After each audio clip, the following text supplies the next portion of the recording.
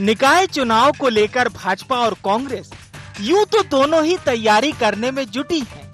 वहीं अब ticket final करने की प्रक्रिया जोर पकड़ रही है, जिसमें निगमों में कब्जा जमाने इस बार एमपी कांग्रेस एड़ी चोटी का जोर लगा रही है। कांग्रेस ने भोपाल समेत 8 नगर निगमों के लिए अपने महापौर प्रत्याशियों के नाम लगभग तय कर दिए हैं। कांग्रेस 11 जून से महापौर और पार्षद पदों के प्रत्याशियों के नाम तय करने जा रही है। बता दें कि कांग्रेस ने 9 जून को बैठक बुलाई है। कौन से हैं नाम, डालते हैं एक नजर। भोपाल से विभा पटेल, सिंगरौली से अरविंद सिंह, देवास से श्वेता अग्रवाल, रतलाम से राजीव रावत, इंदौर से संजय शुक्ला, सागर से सुनील निधि जैन, जबलपुर से जगत बहादुर सिंह, ग्वालियर से शोभा सिकरवार का नाम लगभग तय कर दिया गया है। वहीं बात करें भाजपा की, तो पार्टी नाम फाइनल करने के लिए बैठक करेगी, तो साथ ही इन चुनाव में इतिहास दर्ज करने की बात खुद बीजेपी प्रदेश अध्यक्ष करते नजर आए। देखिए, मध्य प्रदेश के अंदर ग्रामीण निकाय के और नगर निकाय के चुनाव बहुत तेजी के साथ कार्यकर्ता अपनी तैयारियों में जुटे हैं। आगामी आने वाले चुनाव में भी भारतीय जनता पार्टी ग्रामीण निकाय के चुनाव में और नगर निकाय के चुनाव में इतिहास बनाएगी। लेकिन वहीं दूसरी ओर चुनाव से पहले सियासत का गरमाना लाजिमी है। कांग्रेस में टिकट वितरण को लेकर बीजेपी का बड़ा आरोप तब सामने आया जब बीजेपी के प्रवक्ता डॉक्टर हितेश वाजपेयी ने बयान देते हुए कहा कि इंदौर का 5 करोड़, भोपाल का 3.5 करोड़, सागर का 2.5 करोड़ में टिकट कांग्रेस ने बेचा है। बीजेपी के कांग्रेस पर टिकट बेचने के आरोप पर बवाल है।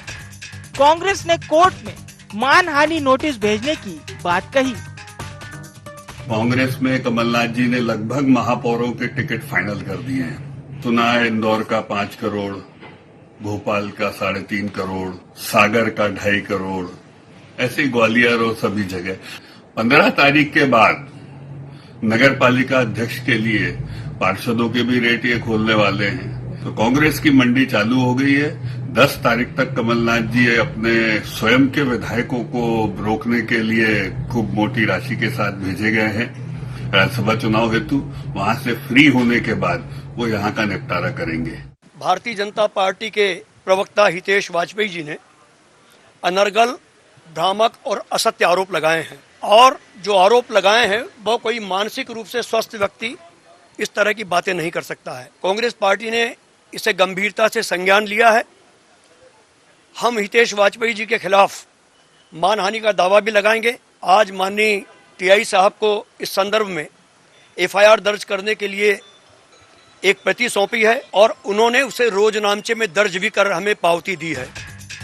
फिलहाल मामले को लेकर कांग्रेस थाने तक पहुंच गई है, लेकिन यह मामला यहीं थमता नहीं दिख रहा है। खरीद फरोख्त के आरोप तो कभी नगर सरकार के चुनाव में राष्ट्रवाद और देशद्रोह का मामला, ये तो साफ कर रहा है कि मूल मुद्दे और जनता के मुद्दे इस चुनाव में गौण हैं। लेकिन देखना होगा कि जनता के चुनाव का आधार क्या होगा। Bureau report, IND 24।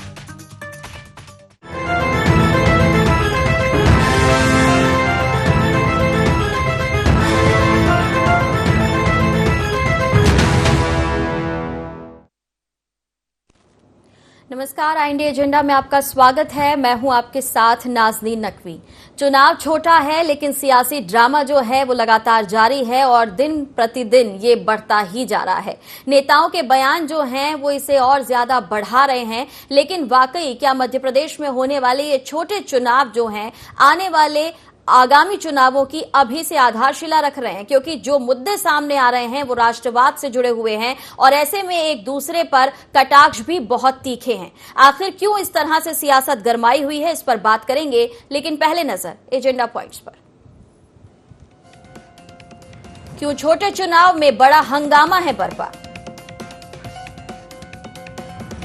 क्यों फिर निकला खरीद फरोख्त का जिन? क्या भाजपा नेताओं के बयान बढ़ा सकते हैं मुश्किलें? क्या नाम तय कर कांग्रेस मार पाएगी बाजी? देखा जाए तो कांग्रेस इन चुनावों को जीतने के लिए एड़ी चोड़ी का जोर लगा रही है और साथ ही साथ जो कसरत है वो बीजेपी भी कर रही है। बैठकों का दौर कांग्रेस ने शुरू कर दिया है, मंथन हो रहा है नामों पर, और साथ ही साथ ये कोशिश है कि इस बार निगमों पर कब्जा कर लिया जाए। लेकिन क्या ये कोशिश है आगामी 2023 में जीत की? क्योंकि लगातार कांग्रेस ये कह रही है कि आने वाले चुनावों पर वो कब्जा करेगी और एक बार फिर से सत्ता में वापसी करेगी, लेकिन क्या उसका आधार ये छोटे चुनाव बन पाएंगे? इस पर बात करते हैं। हमारे साथ स्टूडियो में हैं रविंद्र जैन, वरिष्ठ पत्रकार हैं, उनका बहुत स्वागत है। साथ ही भूपेंद्र गुप्ता जुड़ रहे हैं, उपाध्यक्ष हैं मीडिया विभाग से, कांग्रेस का पक्ष रखेंगे। स्वागत है आपका। डॉक्टर दिव्या मेरे साथ हैं, बीजेपी की प्रवक्ता हैं, स्वागत है। डॉक्टर दिव्या, सवाल आपसे पहला, ये कांग्रेस में क्या हो रहा है, ये बीजेपी को इतनी आसानी से पता कैसे चल जाता है? और अगर जो आप बात कहते हैं उसका आधार क्या होता है? सच झूठ से इसका कुछ ताल्लुक है या केवल और केवल सनसनी फैलाना मकसद है? नहीं नाज़रीन जी, मुझे लगता है कि इसमें कोई सनसनी का तो कोई विषय नहीं है। जहां तक हितेश जी का बयान का प्रश्न है, यदि आप उसी के बारे में चर्चा कर रही हैं, तो माननीय हितेश जी को कहाँ से इंफॉर्मेशन मिली और किस तरह से इंफॉर्मेशन मिली हो तो वो स्वयं ही बताएंगे। लेकिन चूंकि पुराना ही सिलसिला रहा है, इसलिए ये बात को थोड़ी सी तवज्जो दी जाती है कि अमूमन कांग्रेस में इसी तरह का एक चलन रहा है। उसको अगर मद्देनजर रखते हुए हम उसको आगे बढ़ाएं तो चुनाव में भी इसी तरह की बात आगे बढ़ी। ये नई बात नहीं है, ये पुराना सिलसिला चलता आ रहा है, कोई नई बात नहीं। और ये हम पहले भी जानते हैं, सीक्रेट जिसे हम कहते हैं, ये ओपन सीक्रेट है। उस ओपन सीक्रेट को कोई तथ्य नहीं होते, कोई प्रमाण नहीं होते, लेकिन जानते हैं कि अंतर्गत की क्या होता है। तो अगर किसी ने कोई एक टर्म अगर कोट कर दिया है या फिगर कोट कर, उसके पीछे का क्या प्रमाण होगा ये तो नहीं पता। ये नहीं होता आया या कांग्रेस पहली बार होगा ऐसा भी नहीं है, ये नहीं होता आया ऐसा भी नहीं है। तो ये तो परंपरा है कांग्रेस की, ये हम सब जानते हैं।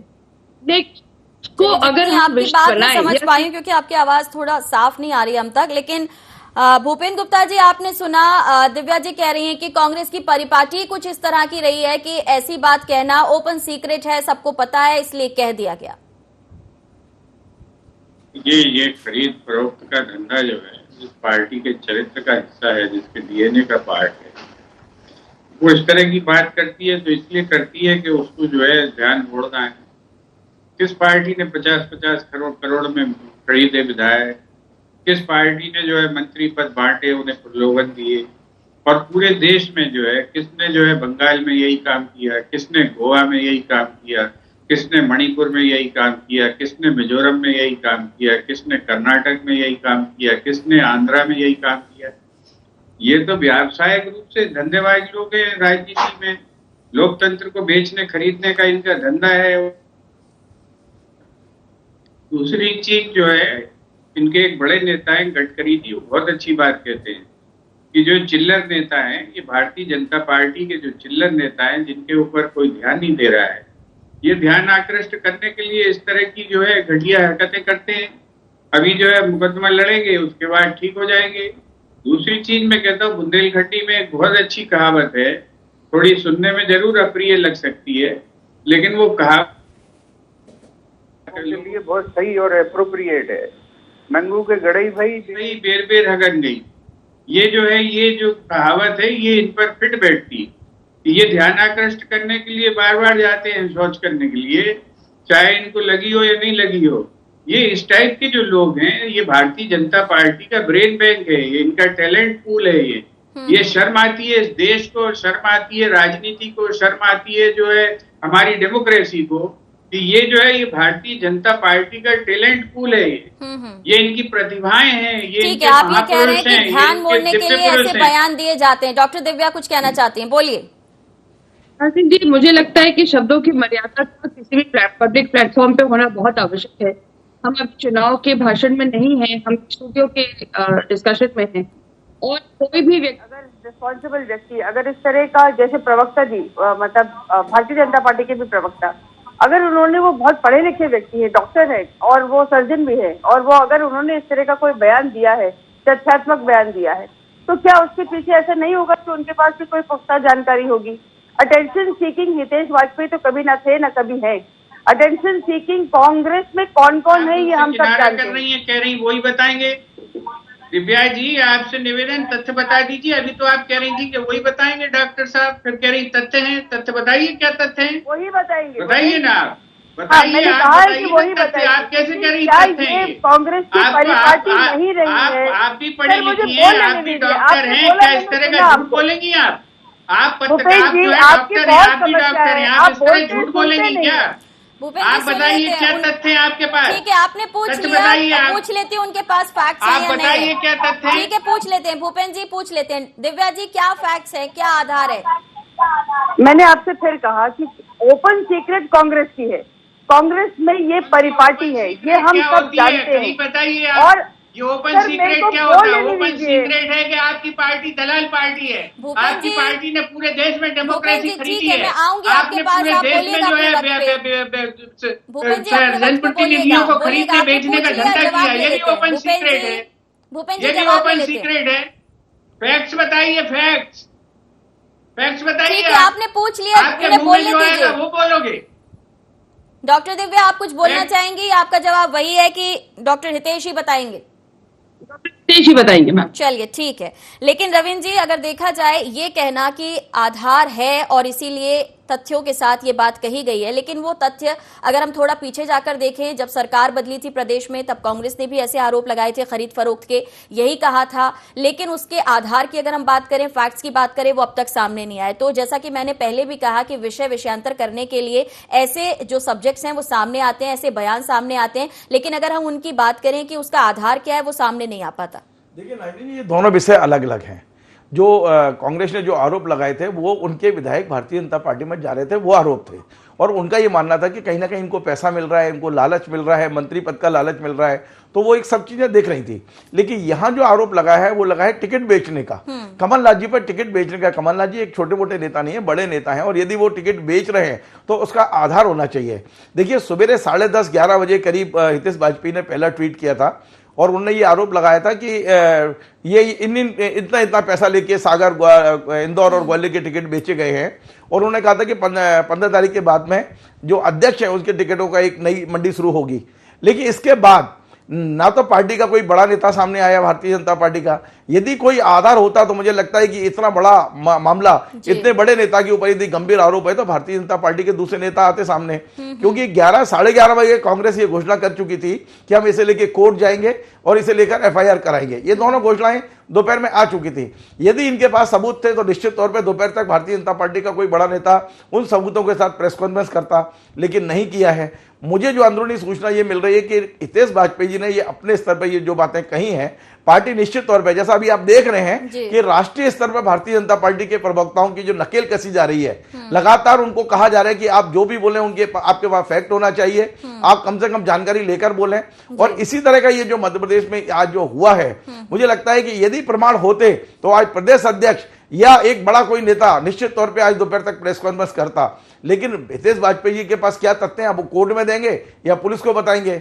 लेकिन इस तरह की राजनीति जो हो रही है मध्य प्रदेश में, ये कहीं ना कहीं मुझे लगता है नाज़रीन जी कि ये मूल मुद्दों से ध्यान हटाने का मामला है। आप देखिए, मध्य प्रदेश में इतनी सारी समस्याएं हैं। मध्य प्रदेश में हम अब स्थानीय सरकार बनाने जा रहे हैं, हम पंचायतों में चुनाव लड़ने जा रहे हैं, नई नई पंचायतों का गठन होना है। मैं तारीफ करूंगा मुख्यमंत्री जी की, जिन्होंने ये घोषणा की है कि यदि आप निर्विरोध पंचायतों के चुनाव कराएं, पंचायतों में विवाद ना हो, वहां सहमति से बन जाएं, उनको वो पुरस्कार देने की घोषणा कर रहे हैं। यानी एक नई तरह की राजनीति शुरू कर रहे हैं। वहीं उन्हीं के पार्टी के प्रवक्ता ऐसे आरोप लगा रहे हैं जिसके पास अभी तक उन्होंने कोई सबूत नहीं दिया है। मैं आपके चैनल के माध्यम से हितेश वाजपेयी जी से कहूंगा, एज ए जर्नलिस्ट, क्योंकि हमें उनकी खबर छापनी और हमने छापी भी है आज खबर, तो वो जो भी उनके पास प्रमाण इस बात के हैं, कोई टेलीफोन हो उनके पास या कोई इस तरह का कमलनाथ जी से बातचीत हुई हो। मामला इतना बड़ा है तो जाहिर है कि उस पर अगर कुछ उनके आधार है तो वो सामने आएगा।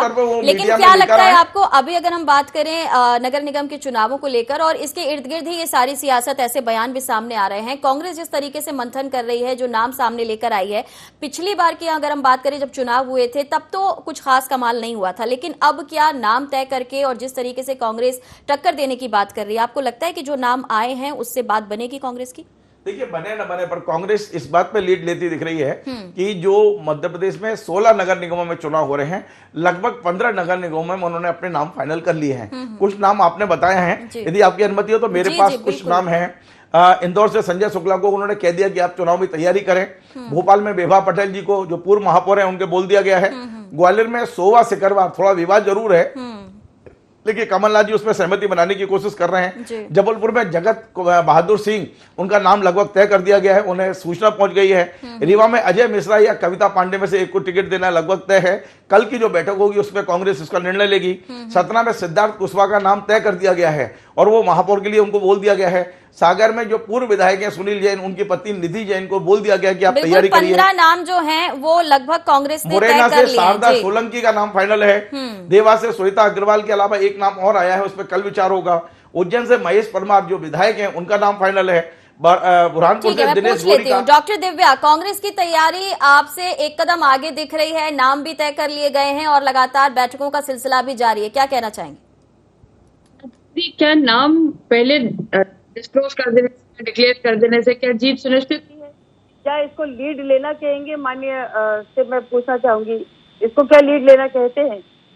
ये वो तकलीफ है इस बात की कि कांग्रेस वो पार्टी है जहाँ पे कार्यकर्ता। बिल्कुल नहीं कहा है दिव्या जी, मैंने ये बिल्कुल नहीं कहा है। मैंने सिर्फ ये कहा है एज जर्नलिस्ट कि भारतीय जनता पार्टी विचार कर रही है, कांग्रेस ने ये नाम तय कर दी है। कम से कम कांग्रेस ने नाम तय करने के तैयारी में तो आगे दिख रही है, कम से कम तैयारी में आगे दिख रही है, जीत हार की बात नहीं है जी। सर मैं उसी का जवाब देना चाहूंगी। दो चीजें हैं, एक पार्टी है जहाँ जो अथाह समंदर है, जिसके पास कार्यकर्ताओं की कोई कमी नहीं है, एक एक कार्यकर्ता अपने आप में सक्षम कार्यकर्ता है। एक वो पार्टी है जहाँ पे कार्यकर्ताओं का इतना टोटा है कि जो आए उसके माथे तिलक लगाओ और आरती थाली लेके घंटी बजाओ और बोलो हाँ भाई बहुत बढ़िया, क्योंकि आप आए तो सही, कम से कम कार्यकर्ता तो मिले महापौर के लिए खड़े होने के लिए। हितैषी की बात का खंडन कर दिया इन्होंने कि जिसका आया टीका कर दिया। हितैषी तो कह रहे हैं कि पैसे लेके फाइनल हुआ है और आप कह रहे हैं कि कार्यकर्ता नहीं मिल रहे हैं, तिलक कर रहे हैं, तो आप तो हितैषी की बात का खंडन कर रही हैं, ऐसा लग रहा है मुझे। कल की अगर हम बात करें, पीसी शर्मा भी ये कह रहे थे कि कांग्रेस में बहुत जुनून है, इसलिए मारा पीटी तक हो रही है, कांग्रेस के कार्यकर्ता इतने जुनून में है। तो फिर ये जो बात आप कह रही हैं ये किस आधार पर है?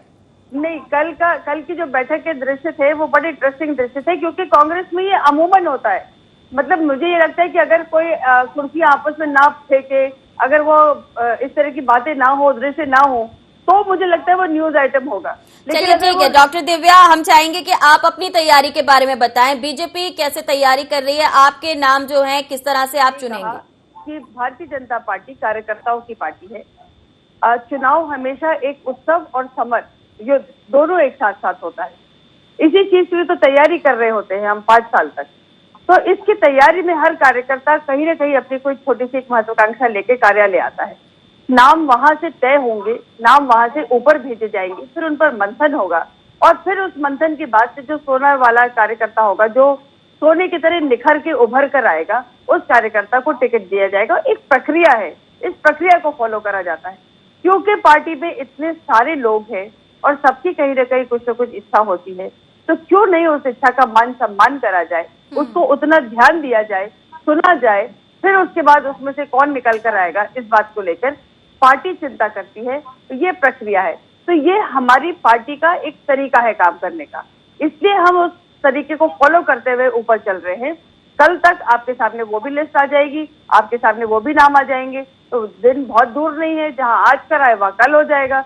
तो 11 तारीख को जब नामांकन भरने कांग्रेस जाएगी तब भारतीय जनता पार्टी का। चलिए ठीक है डॉक्टर दिव्या, नाम तो आप तय कर लेंगे, लेकिन 16 नगर निगम जहां पर बीजेपी का कब्जा रहा, कांग्रेस ये कह रही है कि काम बहुत बेहतर नहीं था, विकास के दावे झूठे साबित हुए। अगर साफ सफाई की बात करें, नालियों की बात करें, सड़कों की बात करें, बहुत काम ऐसा दिखता है जहां पर काम की जरूरत थी, लेकिन काम करने में आप नाकाम रहे और इसलिए अब आपको वक्त भी लग रहा है चुनाव में नाम तय करने में और साथ ही ध्यान मोड़ने के लिए इस तरह की बयानबाजी भी नेता कर रहे हैं। बिल्कुल गलत, कोई ध्यान मोड़ने के लिए बयानबाजी नहीं हुई है। 1 सेकेंड, काम भरपूर हुआ है, लेकिन काम अनंत और अथाह है, ये होता ही रहेगा। कभी ना कभी ऐसा कोई काम नहीं होता कि परफेक्शन तक काम होता ही चला जाए, हमेशा काम होता है, ये चलत प्रक्रिया है, चलती रहेगी। दूसरी बात, ऐसा नहीं है कि विकास नहीं हुआ, विकास अनंत हुआ है, सड़कें भी चौड़ी हुई हैं। चलिए ठीक है, मैं जितनी देर भी आपसे बात करूंगी आप यही कहेंगे कि विकास अनंत है, लेकिन भूपेंद्र जी का इस पर क्या कहना है वो सुन लेते हैं। भूपेंद्र जी, विकास अनंत है, सतत चलने वाला काम है, उसको ये नहीं कहा जा सकता कि यहाँ पे पूरा हुआ। जी, विकास इतना अनंत है कि आप कल्पना नहीं कर सकती। मध्य प्रदेश में 8 साल से भोपाल में राजधानी में एक सड़क बन रही है, वो सड़क का जो है अभी अंग्रेजी से अंग्रेजों के नाम बदल के हिंदू नाम करा है इन्होंने। उस सड़क में 2 करोड़ के इन्होंने जो है पाम ट्री लगाए थे, वो सारे सूख के जड़ गए हैं। तो ये तो एक अनंत विकास की यात्रा है इनकी। मध्य प्रदेश में जो है ये मोदी जी की सरकार कह रही है कि 1 साल में 16 लाख पेड़ काटे गए हैं। आदरणीय ने जो है 365 पेड़ लगा दिए। महान विकास, अनंत यात्रा है ये विकास की। मध्य प्रदेश में जो है बच्चों जी ऐसी अनंत यात्राओं को जो है आप मध्य प्रदेश में कितनी गिनाएंगे? आप मुख्यमंत्री जिस आंगनबाड़ी को गोद लेते हैं, उस आंगनबाड़ी में ही बिजली पानी नहीं होता है। जब मुख्यमंत्री जी जाते हैं तब वहां पर बिजली पानी लगता है। कितनी अनंत यात्रा है। मध्य प्रदेश के अफसर जहां पर जो है राज सत्ता चलाने वाले सारे अफसर रहते हैं 4 इटली में, वहां की जो है आंगनबाड़ी 3 टपड़े में लगती है। कितनी अनंत यात्रा है विकास की। इस महान यात्रा का अपन क्या करेंगे? और ये जो है आज जनता के पास खाने के लिए नहीं है। आज 80 लाख 5 करोड़ जनता मध्य प्रदेश की 5 किलो का झोला लिए घूम रही है। इनका जो फोटो चिपका हुआ, ये उसकी चर्चा करना नहीं चाहते हैं। ये 110 रुपए लीटर पेट्रोल की चर्चा नहीं करना चाहते हैं। ये जो है 250 रुपए लीटर जो है खाने के तेल की चर्चा नहीं करना चाहते हैं। ये 120 रुपए किलो टमाटर की चर्चा नहीं करना चाहते हैं। ये जो है 10 रुपए जो है ये यूनिट की बिजली जनता को मिल रही है लूटखोरी करके, ये उसकी चर्चा नहीं करना चाहते हैं। तो क्या चर्चा करेंगे? यही करेंगे जो चिल्लर बयान आ रहे हैं। डॉक्टर दिव्या उनकी बात ये भारतीय जनता पार्टी का एक वर्ग चरित्र बन गया है कि जब भी है हम कीचड़ में पैदा हुआ है कमल, तो दूसरों के ऊपर कीचड़ उछालो। और पूरी पार्टी जो है इसी में ट्रेंड हो गई। अब तो महिलाएं तक कीचड़ उछालने में ट्रेंड हो गई। ये तो मतलब ये जो देश है, ये देश को क्या बनाना चाह रहे हैं? इन्हीं के बच्चे कल इन्हें कैसे ठीक है, तो भूपेंद्र गुप्ता ये तय है कि आपकी पार्टी जो है वो इन्हीं मुद्दों के साथ जनता के बीच जाएगी। भले चुनाव छोटा है, लेकिन क्योंकि आपको दिख रहा है महंगाई जैसे मुद्दे और विकास ना होने जैसी बात जो आप कह रहे हैं, इसको आधार बनाएगी कांग्रेस। आप इसी बात के साथ जनता के बीच जाने वाले हैं? बिल्कुल। गांव नालियां भरी पड़ी हैं, लबलबा रही हैं। ये इन्होंने 17 साल का इनका जो कुशासन है, ये हर गांव हर गली में दिख रहा है।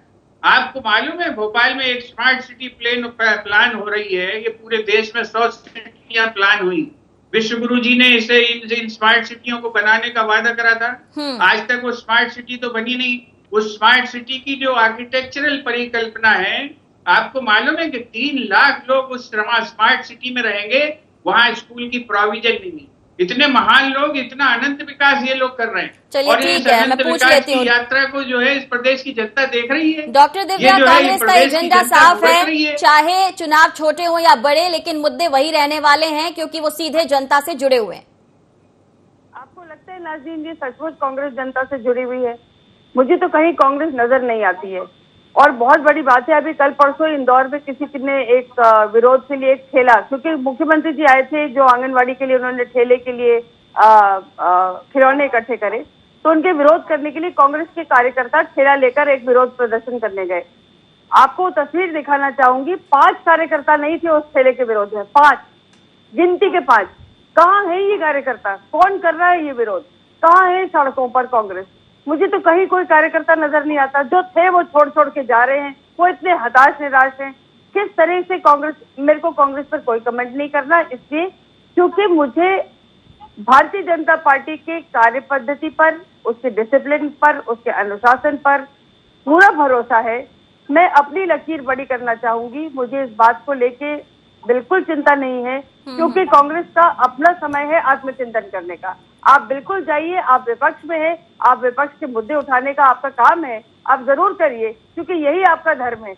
लेकिन जो सत्ता में है, जो भारतीय जनता पार्टी है, जो अपनी परिपाटी को लेकर चल रही है, अपने विजन को लेकर चल रही है, एक मिशन के साथ चल रही है, उसको अपने तरफ से काम करने का पूरा चलिए ठीक अधिकार है भी है रविंद्र जी, और उससे अगर स्वतंत्रता देखा भी। जाए डॉक्टर दिव्या तो बार बार यही कहेंगे कि काम हुआ है, उपलब्धियां गिनाने के लिए बीजेपी बकायदा अभियान की भी बात कर रही है। जब देखा जाए पार्टी के राष्ट्रीय अध्यक्ष आए, उन्होंने भी यही कहा कि हर हाल में चुनावों को जीतना है और एक एजेंडा की कांग्रेस नजर नहीं आनी चाहिए। लेकिन कांग्रेस ये कह रही है कि जो जनता के मुद्दे हैं उस पर हम बात करेंगे, जिस पर कि सत्ता दल बात नहीं करना चाहता। तो क्या आपको लग रहा है कि जो मुद्दे सीधे जनता से जुड़ते हैं, अगर उस पर बात होगी तो कांग्रेस को फायदा भी मिल सकता है और बीजेपी को भी ये देखना होगा कि जिस विकास की बात हो रही है, जिन उपलब्धियों की बात हो रही है, वो आम जनता तक, जमीनी स्तर तक कितनी पहुंची है?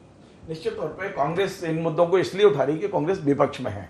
सत्ता में होती तो शायद कांग्रेस भी इन मुद्दों से किनारा करती। लंबे समय तक मध्य प्रदेश की सत्ता में भारतीय जनता पार्टी है, लंबे समय तक स्थानीय निकायों पर जो कब्जा भारतीय जनता पार्टी का रहा है, तो निश्चित तौर पर कांग्रेस उन तमाम सारी कमियों को आगे लाने की कोशिश करेगी। यदि यही बात 10 साल पहले, 15 साल पहले करते, जब दिग्विजय सिंह जी की 10 साल सरकार रही, तो भारतीय जनता पार्टी यही मुद्दे उठाया करती थी और दिग्विजय सिंह जी को मिस्टर बंटाधार का उन्होंने नाम दिया था। तो जो सरकार में रहते हैं वो मुद्दों से क्यों पीछे हटते हैं? देखिए, ये लोकतांत्रिक व्यवस्था है और यहाँ हम मुद्दों पे यदि बात करेंगे तो ही जनता हमको चुनेगी या हमको सीरियसली लेगी। हम क्या करते हैं कि जो नए मुद्दे हैं उनसे भटक के हम दूसरे ऐसे मुद्दों पर चले जाते हैं जिनका कोई औचित्य नहीं है, जनता से कोई लेना देना नहीं है। ये नगरीय निकाय चुनाव हैं, ये बहुत महत्वपूर्ण चुनाव हैं और ये मध्य प्रदेश का सेमीफाइनल भी है, ये मान के चलिए, क्योंकि 2023 और 2024 में चुनाव होना है, उसकी दिशा इसी चुनाव से तय होनी है। बिल्कुल, और ये चुनाव में यदि सियासी दलों के इस बीच चुनाव में यदि जनता का दिल हम नहीं जीत पाएंगे तो 2023 और 24 आपके लिए नुकसानदायक होगा। इसलिए भारतीय जनता पार्टी इस चुनाव को गंभीरता से लड़ेगी। मुझे नहीं लगता कि भारतीय जनता पार्टी कोई हल्केपन से लड़ेगी। कांग्रेस के लिए भी ये जियो या मरो का प्रश्न है, क्योंकि ये जो कांग्रेस के पास दो नेता हैं, चाहे कमलनाथ जी हो या दिग्विजय सिंह जी हो, इनकी उम्र 76-77 साल है। ये इलेक्शन उनके लिए, चाहे वो नगरीय निकाय का चुनाव हो, विधानसभा का हो, लोकसभा का हो, ये इनके जीवन के अंतिम चुनाव हैं। इसलिए वो भी उतनी ही गंभीरता से इस चुनाव को लड़ेंगे, ऐसी मुझे पूरी उम्मीद है। चलिए, बिल्कुल गंभीरता दिखानी होगी और दिलों को जीतने के लिए दलों को अपने बयानों को भी ध्यान में रखना होगा। सभी का बहुत शुक्रिया। लेकिन गांव शहर की सरकार के लिए सियासी दलों की तकरार जो है वो अभी से दिखाई दे रही है। देखना होगा कि जनता किस आधार पर चुनाव करती है और सामने आ रहे बयानों का क्या असर आने वाले चुनावों पर नजर आएगा। फिलहाल इतना ही, दीजिए इजाजत, नमस्कार।